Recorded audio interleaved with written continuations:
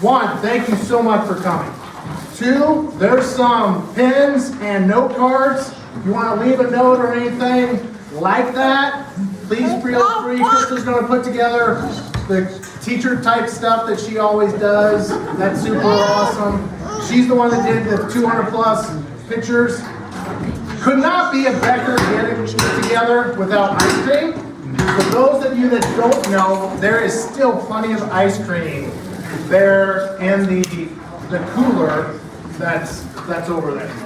Feel free to get up and move throughout this. Yeah, Paula, get up, get some drinks. Restrooms are in the back. If there's an emergency, the door's right there. You know, kind of like Tommy Boy, all that type of stuff. Okay? Get more food. Get more food because Colton and I don't want to eat it for the next 3 weeks. Josiah might. All right, so Craig Daniel, this is your life. Wait.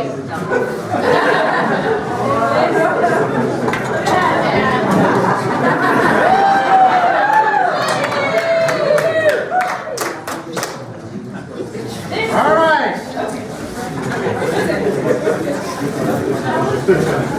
So, and this is, like any presentation that I've ever given, I would like, if there's any interaction or something that any of you would like to add to a story or 2 or 3 or more that we have on this gentleman, please feel free to expand upon any of those. All right. So, of course, he started talking at 8.5 months old, and though at 7 months he could say mama, as noted in his baby book, he could have told Jane at 3 months he was 27 inches long. In 1 year, he topped the scales at 25 and a half pounds and 31 inches long. From Craig's baby book, he always was a mischievous child, which is not a surprise to any of us. Around 2 years old, he threw around a dozen eggs at the cat in the fruit room, and at the age of 3, dismantled the picket fence by the house, taking off all the boards.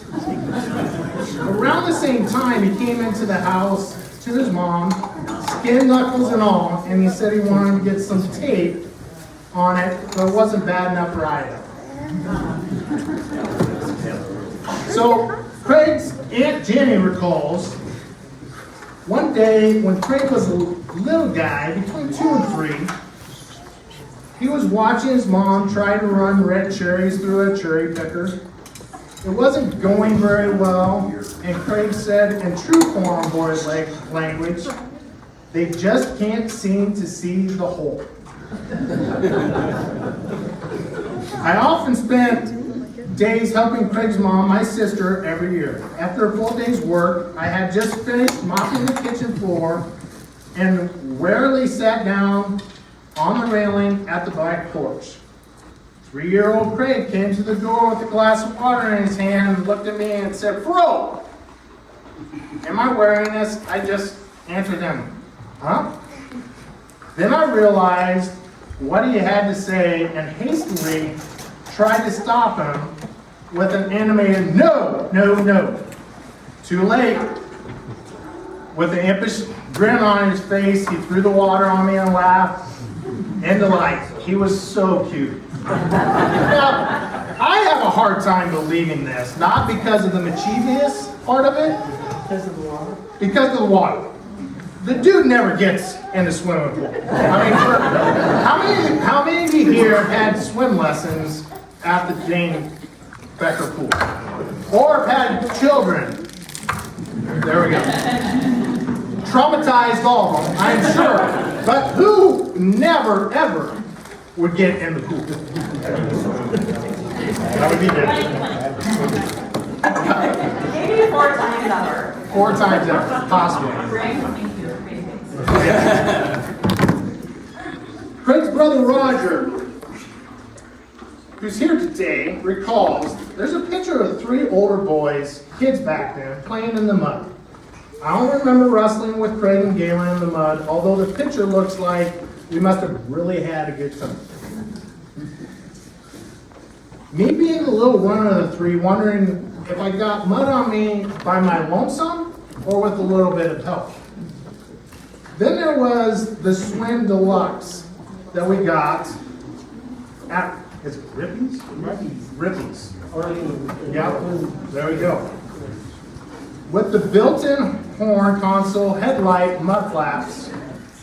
Farm boy, you gotta have mud flaps, right? I mean, what good's riding a bike if you can't ride it through the mud? I remember riding on the luggage rack when Craig would run through the ditch in front of the farmhouse, kind of jumping the terraces to speed. Only problem was he hit the bump and my foot got into the spokes. I got thrown off, but hey, still fun, right? Later Craig let me putter around on the 250 Suzuki. Now, we only had Yamahas, so maybe back then it was Suzuki. All right, first one was Suzuki. A natural evolution from the front fork spring suspension to an all-around suspension. What a motor. No more pedaling required. So that must be where he got motorcycles are part of our life all growing up. You know, and how many of you have heard us or Dad call a motorcycle a Japanese cowboy? Dad was a master at driving the Japanese cowboys. Even with the knucklehead cows that were crazy, and cows weren't worth near what they are worth today. And he still kept a couple of them around. Because he'd drive right up, I'd jump off, grab the calf, and then he'd try to distract the cow when I was tagging. But I remember one time, and because the cow did not care about the motorcycle Japanese cow pony at all. He cared more about that little baby, or she did. And that pasture east of our bend site, trying to tag a calf. And I still to this day, I don't know how at my size I got underneath that barbed wire, but he was awfully proud of how fast I could move. Craig attended a one-room country school, Lindaburg. One of the classmates there said Jolene Tipton and her were getting themselves and Craig in trouble. On a nice day, they would walk to the county school. Linda recalls, we would meet at the corner and walk together. One spring day, Jolene and I noticed that all the wild violets were blooming in the ditch. We were walking to school. We kept picking them up until we both had a nice sized bouquet.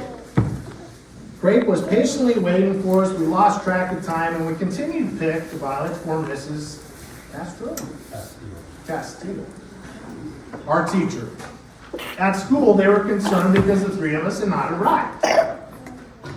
The teacher sent the three older boys to look for us. They found us picking violets. Of course, they told us we were in big trouble. Jim Tipton had ridden his pony to school and rode it out to find us. I remember he gave Craig a ride to school with him on the pony and said Joey and I had to walk because it was our fault we had made Craig late. I can't remember if it was punishment or trouble with the teacher or our parents, but we never picked violets again. I can believe that story because he's always such a giving man, but I can promise you if there were sunflowers in that ditch, he never would have touched them. Ever touched a sunflower. For those that don't know the story, for a couple, not very long time at Pioneer, I actually managed the sunflower product line. And for those that also know my father, he refuses to allow a sunflower to go through his combine. Mike knows that, Eric knows that, Colt knows that, Josiah, even Ben knows that. Charlie knows that, right? So when I proposed to Abby, I I was on a trip out in California at our sunflower, and actually for our wedding, Abby told Dad, here's your bouquet. And it was a huge sunflower, like this big. Boutonniere, sorry. And he wore it for the pictures, and then for the wedding, we gave him the real one. I guarantee you, if it wasn't Abby, he wouldn't have worn that thing. No chance. Craig transferred them to school. He was on the Cub Scout for a short time and stopgap until he could join 4-H. Jim Reeves recalls, we used to call him Tiny, but not sure if it started back in the 4-H days. I remember him being upset with the football coach because in high school he wanted to exhibit livestock at exhibit. How many people even here can relate to that? I know I can. And the coach didn't see that a reasonable excuse for missing practice. Coach threatened him to kick him off the team. Jim doesn't remember how it turned out except to say that the team didn't except to say that it didn't seem to fair to him. We were big linemen and C&M Rockets, winning football in our senior year. 4-H was very important to the Becker family and a major part of Craig's life. With over 40 kids and union leaders back then, boys and girls were actually together in the 4-H groups. At the Cass County Fair with over 50 head of cattle just for union. In fact, one year Roger Yukon remembers in 1968 that he took the blue Ford, I'm assuming, with just the rack in the back of the pickup, with 6 head. I doubt that was legal. And I can promise you, it's not like the 1,600 pound cattle that, but they took it to the state fair. Speaking of 4-H, I can remember back in 1993, Andy Steffen and I, for the Steffen family, just our families, Andy and I, we washed 30 pigs. Just our family. That year at Cass County Fair, there was over 500 hogs shown. And over 40 to 60 of them came from Griswold Pig and Dad because he always wanted to be able to work with 4-H kids to have a project.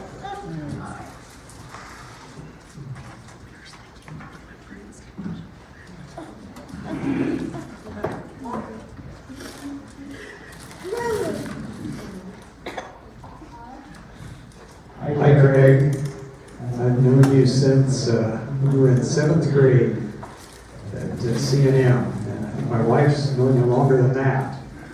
Went to junior high school, and then on to Iowa State together.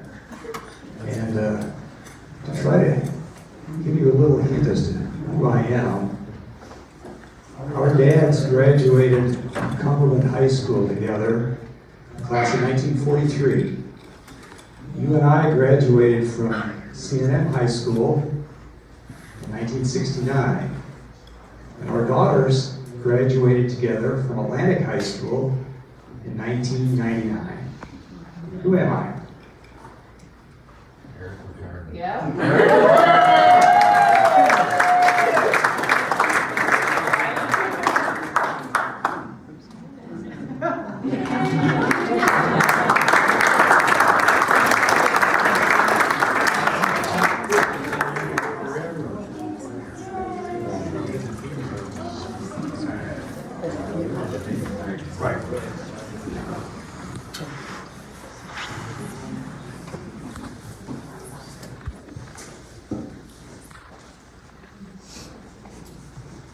So, Dad, Eric, and Jim ran a snack stand offering soft serve ice cream. There's one consistent thing. I can see it. Ice cream. Has not failed. It has not failed us, that's for sure. Candy bars and every day of their senior year. As Jim recalls, the seniors ate lunch first. Since the 3-headed study hall the next period, all and all got good grades, they're excused from their study hall to run the stand, with the proceeds going directly to the National Honor Society. One day while cleaning the machine, they forgot to latch the front of the machine before pouring the water on the top, and it ended up several gallons of milky water on the floor. Although most days the concession stand duties help them skip out on some other school duties, that day they didn't need to go slow because it took them the whole time to mop up the floor. What did Craig say to have punished in the annual? I came here to study and not be distracted by women.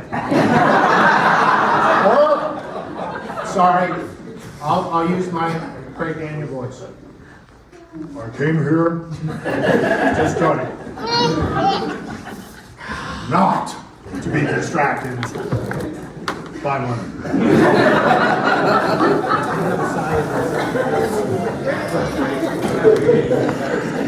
Our family has heard the stories about Craig making Southwest Iowa Honor Band, playing the tuba.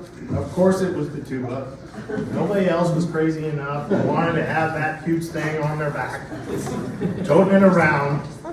He was on the newspaper staff and stage crew. In high school, his classmates all said the same thing. Quiet, nice guy who wrestled. Those wrestling stories are quite memorable. Roger Eucken remembers that every time the coach would relay something to work on, Craig would do the stop, and then another side. I'm thinking to myself, okay, who knew the size started so like seriously? I mean, How many sides when he threw that in? he probably sigh. Going into 21st century, Christy, he probably, Chris, hi Craig, how are you?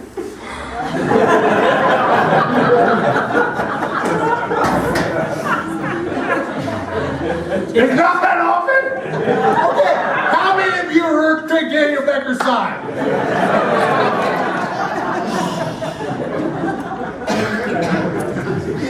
Anyway, many of you may not have heard the story about Roger Eucken and Craig being the same weight.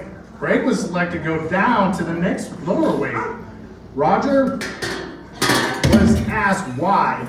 Responded, Craig had 8 pounds to lose, Roger 20. I did have a big bruise on my leg that kept him out from wrestling for an extended time, but that year they had 11 qualifiers for district. That team had more fun than any time up to that time in the world.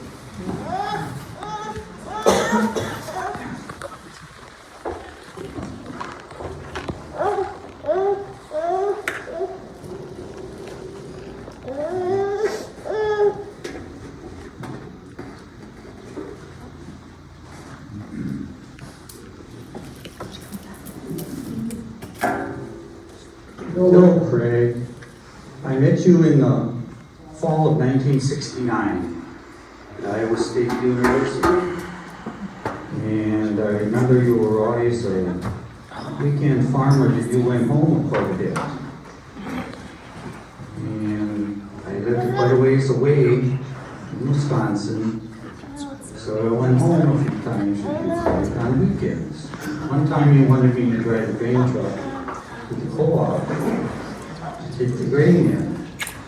That didn't happen because it rained. Another time, we had an older case combine that we worked on between the corn cribs to pull off a copier bearing. I don't remember which. That's been 53 years ago. So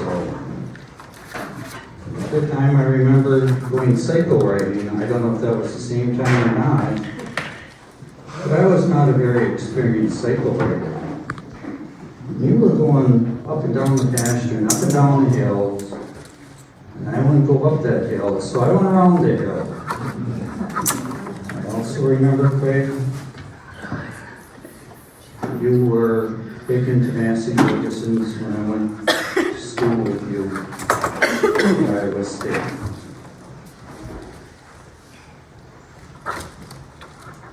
Who is it?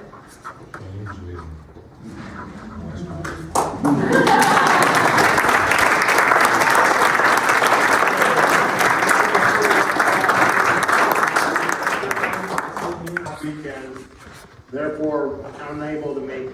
But he fondly recalls showing up at the ISU feeling a bit overwhelmed and scared in a new place to live and learn. Randy said he wanted to farm with his family, so why did he need to go to college? He arrived at Allsted and met a bunch of guys just like him, with Craig having the same mentality. He was a couple years older than I, and I was following what he did. It was so helpful. I look back at the time and realized we had a family at Allsted. We had so much fun and learned some too. So did you actually learn or just have fun? I know. Now more than 5 decades, all of us are living our lives, and I treasure the time at ISU, especially our family. Roommate Jim Riggs also remembers one night at the dorm, the alarm went off. I tried to get out of bed, but his response, of course, just let me burn.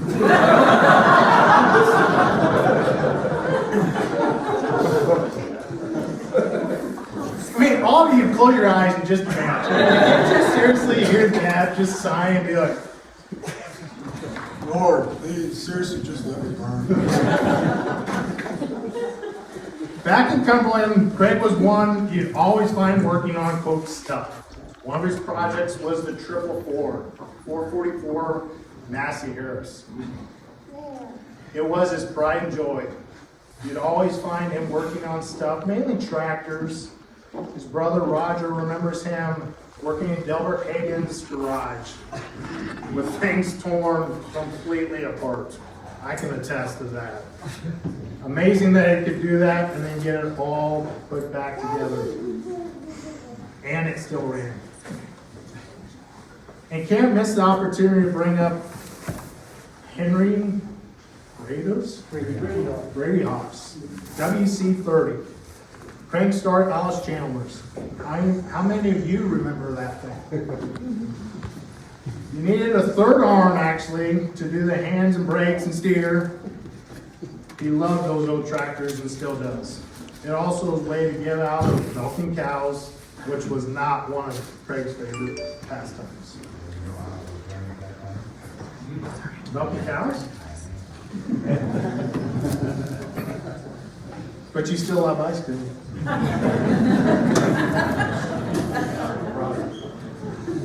And then, it happened. Don't know how it happened, but Craig started noticing Jane Nichols. As Bud Lindemann said, and I wish I don't have a very good Bud Lindemann impersonation, but those that know Bud Lindemann.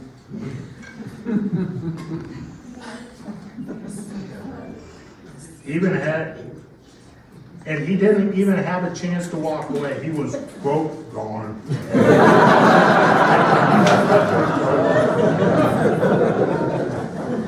He had an agreement with Eric McLaren that when one of the two got, quote, serious, the other one was to drag them out of the hole. But it didn't happen for either of them. That was a rabbit hole. Eric's wife Rita recalls, during the summer of 1971, Craig, Jane, Eric, and I went to the Greenfield Chapel and helped with the Sunday night service. On the way home, we stopped at Bridgewater, and Jane and I tied Eric and Craig's white ties to the creosote pole. You guys were mean. Ornery, but still not sure why we did that, and it probably wasn't the best deal. Eventually, Craig and Eric forgave us, Because it wasn't too long after that, the four of us were double dating at races in Corning, and the rest is history. Sure love all the good times the four of us shared.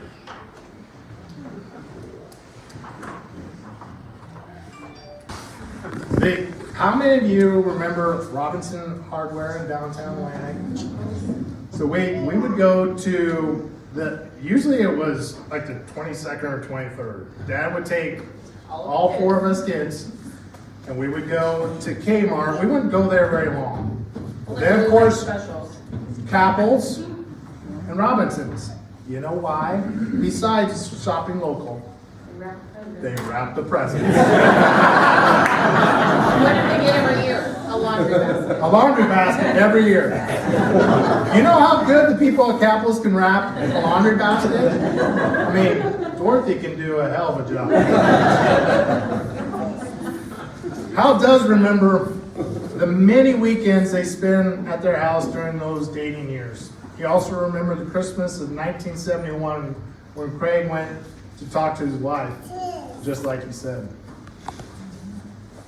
After giving that ring for Christmas, Dad proposed, and after graduation a quarter earlier from Iowa State, they got married on March 3rd. The Nichols tribe, and it was a tribe, this is Hal's quote, not mine. They always welcomed one another to the tribe. Craig always got put on the piano moving duty, and I was part of that too. And from all those requests for a baby, I was the first one on that one too, I guess.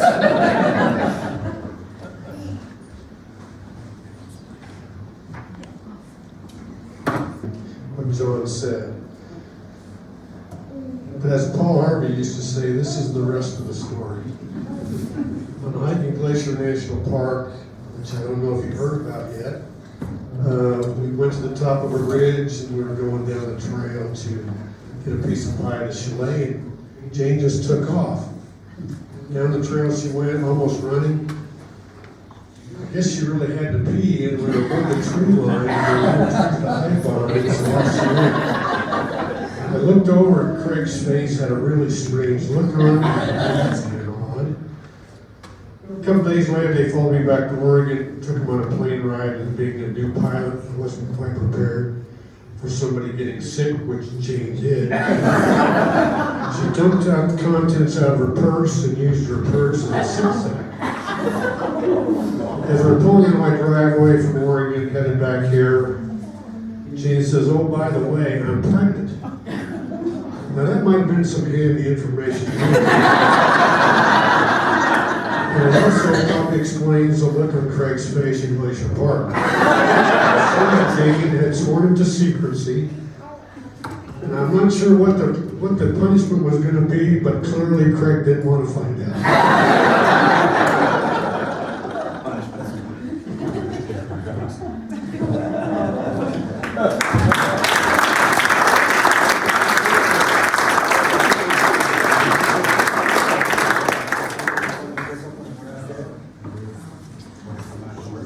When Eric asked for Jackie's hand, of course, Dad, just looked at Eric kind of jokingly and goes, "Which color you want?"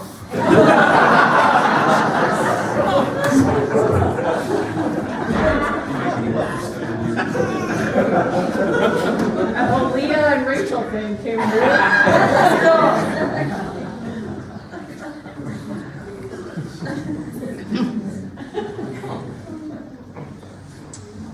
Craig and Jane raised our family on a farm, and we're very blessed to get recognition from others.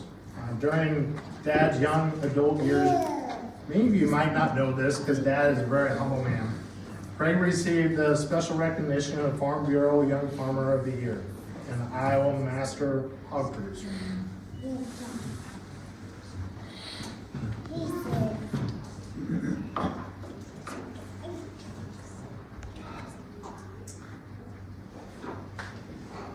North Dakota will fill with red tractors, not international harvesters, or rare, massive purposes that 44 years ago. That changed when a young salesman stopped and visited with the very progressive Iowa State graduate. Craig had a Massey Ferguson 1135 he wanted to trade. Craig was and still is a very keen and shrewd buyer. After many minutes with Craig, Jane and the kids in the kitchen, this young salesman could not convince Craig to spend extra money for a new John Deere 4440. This young salesman noticed John had farm toys, as all farm kids did, but nothing green. How about a new John Deere 4440 for Craig and a new matching toy for John? The salesman now had two farmers on his side, Jane and John. 4440 for spring planting in 1982. Many tractor trades followed, then combines and heads, that's planters, sprayers, the list continues. Craig, who am I?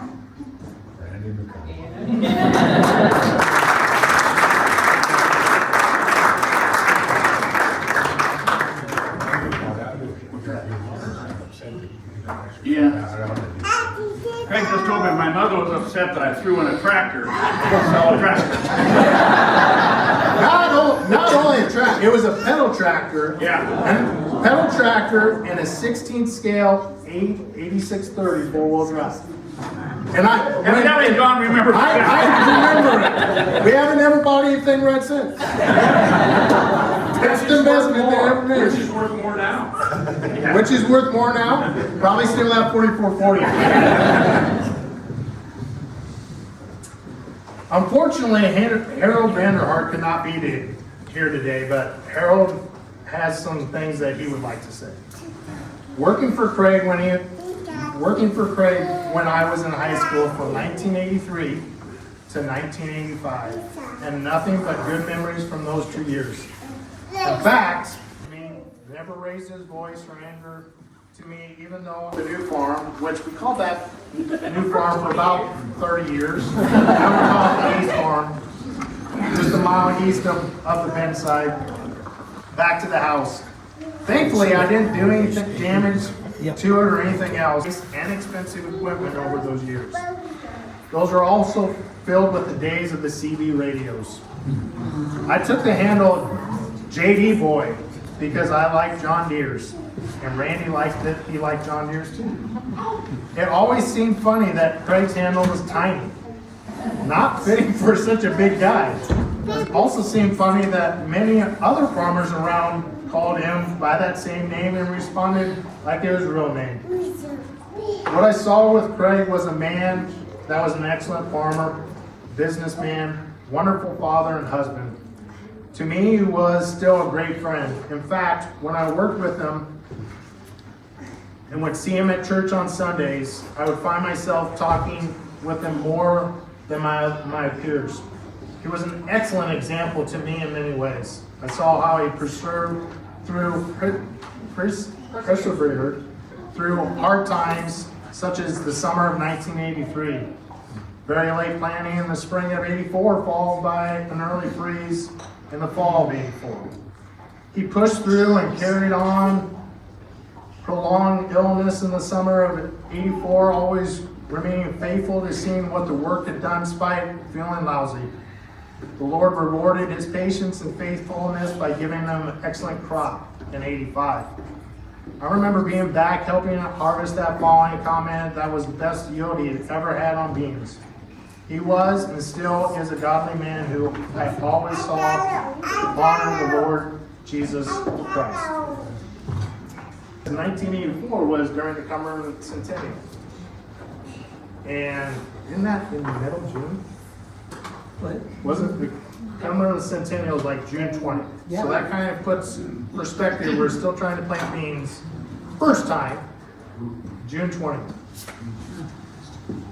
And Dad, for those of you that might not have seen him back then, was a full beard.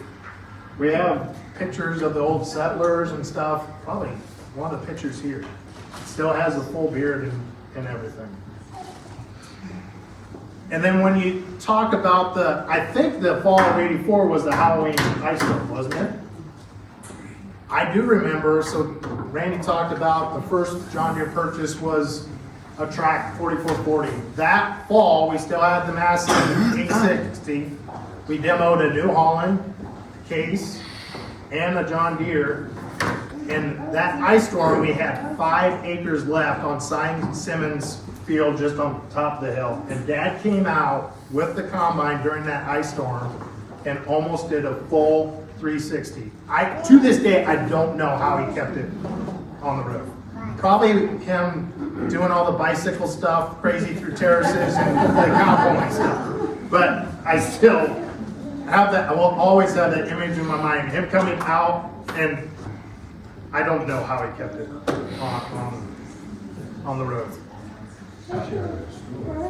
You did get me out of school. When you were older, I think you were in middle school. 84. Yeah, I am old.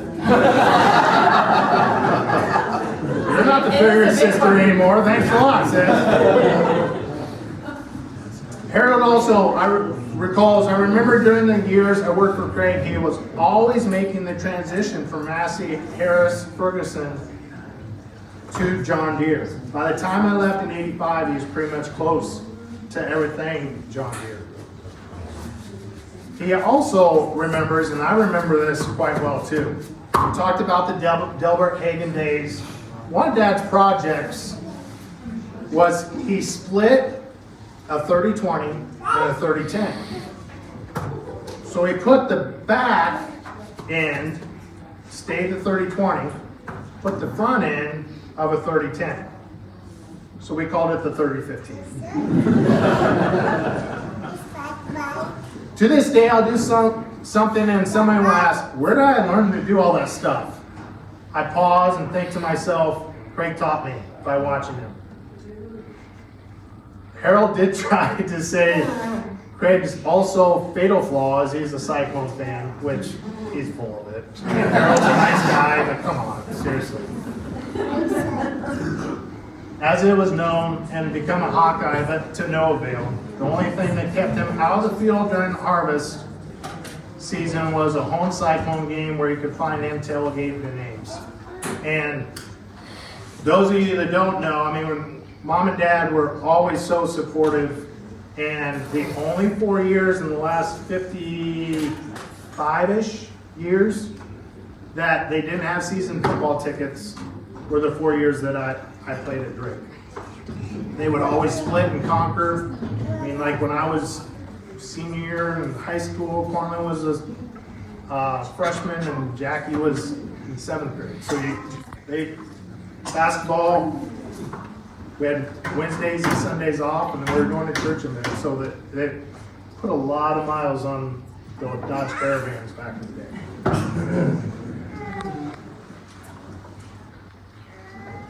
Craig's interest in Cyclone football should come as no surprise to those who know him.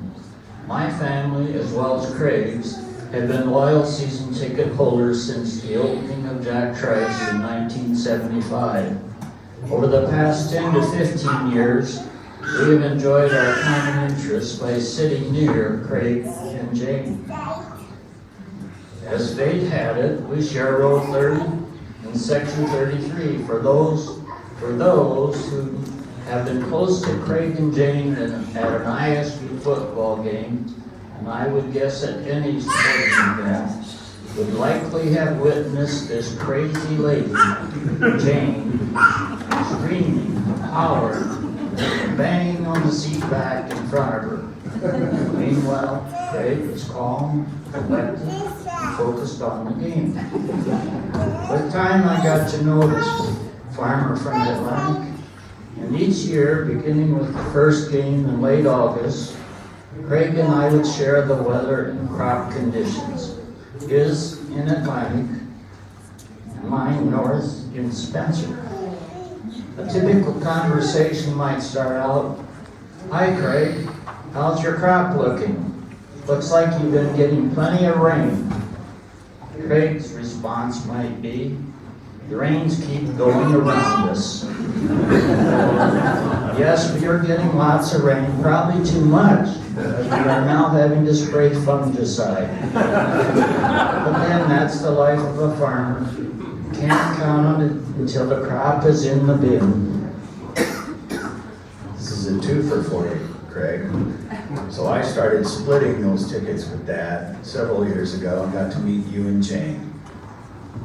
I don't disagree with anything Dad just said about Jane. Craig, you and I, we didn't talk crops, we talked pigs. Once you found out I was a swine veterinarian and I traveled to China occasionally, you peppered me with questions all the time. Are we going to get ASF? What's the production like in China? Over and over. And I've really enjoyed those conversations over the years. Who are we?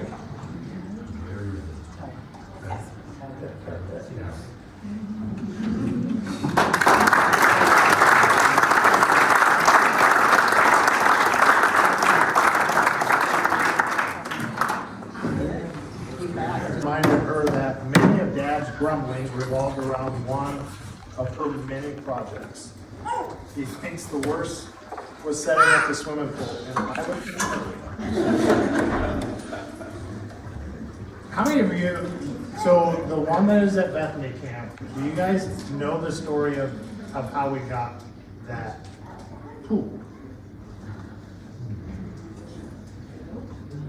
So that was Griner's pool here in town. And I think Corlin was taking piano lessons, weren't you? Voice lessons.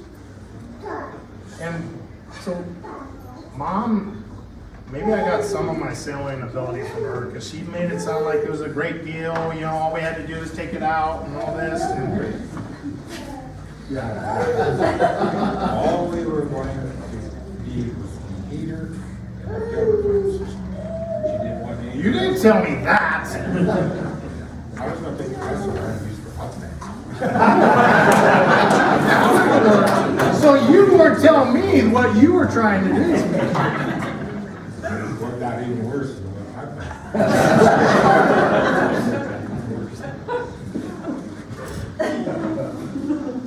But I had to set her twice.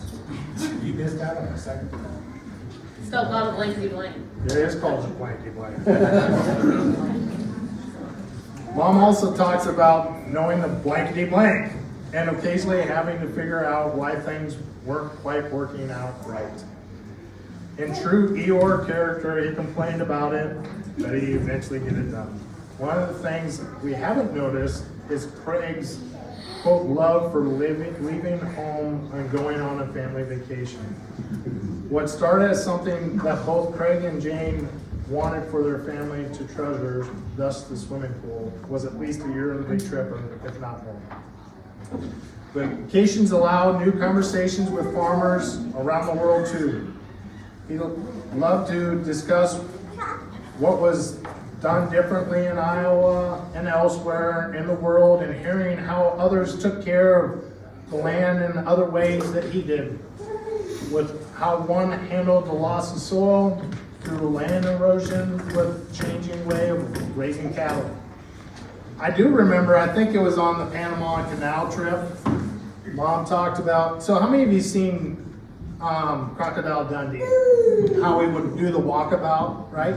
So Dad, he even wears the same hat. Some of you probably seen him with the same type of hat. That's what he wears when he's on any, and he does his quote farming walkabouts.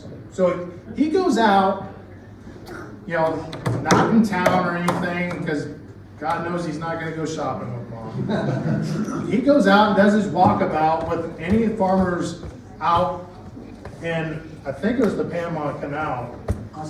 Australia. So he really was doing a walkabout. And he was out there and he almost missed the cruise ship because he was talking to this farmer, and this farmer said, well, let's go look at this land. Let's go look at this tractor. And Dad's like, let's go. He probably sighed. Okay. Let's go. You know? He, like 3 minutes later, he would have been left at the port. Yeah, you made it. I'm good.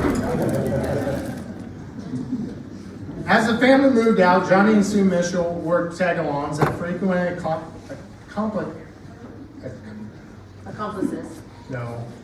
accompanied. I mean, it is accomplices though. Yeah, the accomplices is probably a better. better description. Them around the world in the early years with Bobby and Lita Gerlach taking that place about 15 years ago. Trips to Australia, Soviet Union, Ireland, South Africa, Alaska, and Hawaii. And Alaska trip, everybody where are they going? And Dad sighs all the time.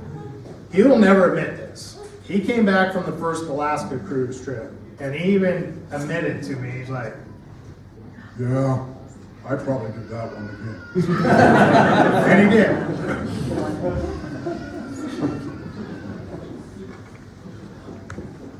Greg for a long time. We grew up in the same church. We were in the same Sunday school for years. A bunch of us in our Sunday school class because we are baby boomers. And we would and we laughed and talked a lot. It was great fun. All of us laughed and talked a lot as a sons. Greg Becker. I don't think I ever heard him say anything. I was always talking, but fast forward to later in our lives, Johnny became pastor of our Michael church, and we went there, and there were Ray Becker and Jane Becker and the children. And I watched Ray Becker, and he was laughing out loud and talking all the time. So something has changed. We really have an unusual blessing with Craig and Jane. We are best friends with each other, even guys. And beyond that, we've traveled the world with them without fighting.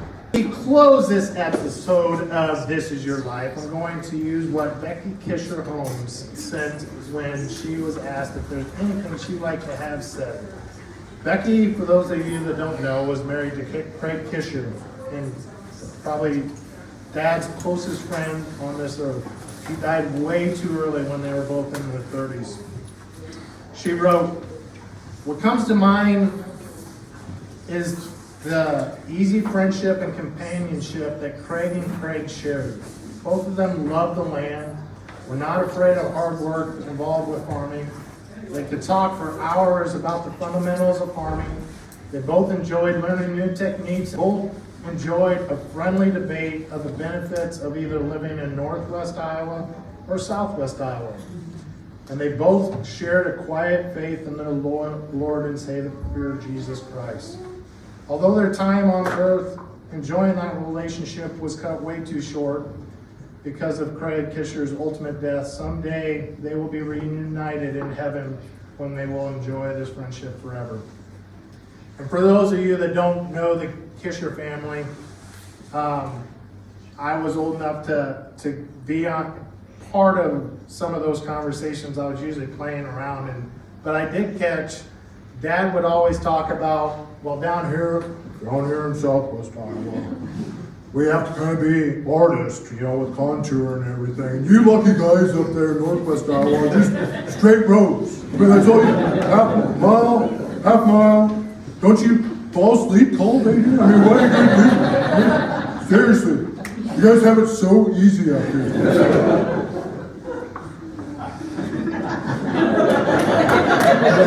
I do that well.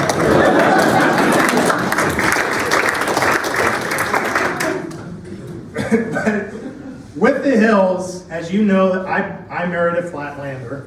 Abby's from Central Illinois, and the biggest hill they have there is going into the elevator and the elevation just to get to the pit. I mean, that seriously is a hill for them. And the first year we were back, Abby was a grain cart driver during harvest, and I was listening to the CB, and we're over at one of the farms close to Messina, the Wilson farm, and I'm coming back, and all I hear is Dad tell Abby, "Okay, Abby, just come back here, and we'll catch on the go." And all I hear Abby say is, "You want me to do what with this tractor and go where?" I don't think so.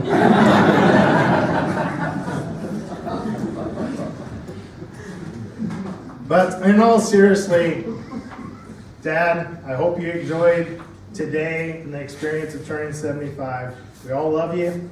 and can't wait to see the years still to come. Thank you, everybody, for coming.